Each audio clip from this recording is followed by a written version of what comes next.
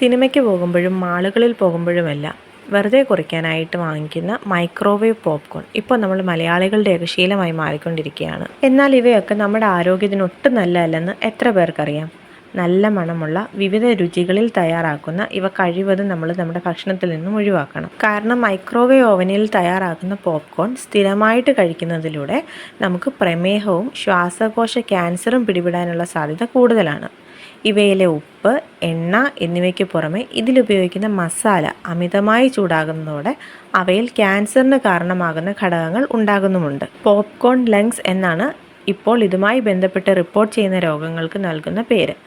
അടുത്തിടെ national institute of occupational safety and ഹെൽത്തിൽ നടത്തിയ പഠനത്തിൽ പോപ്കോൺ നിർമ്മാണ യൂണിറ്റിൽ ജോലി ചെയ്യുന്ന 8 ജോലിക്കാരിൽ ബ്രോങ്കിയോളൈറ്റിസ് ഒബ്ലിറ്ററൻസ് അഥവാ പോപ്കോൺ ലങ്സ് കണ്ടെത്തിയിരുന്നു.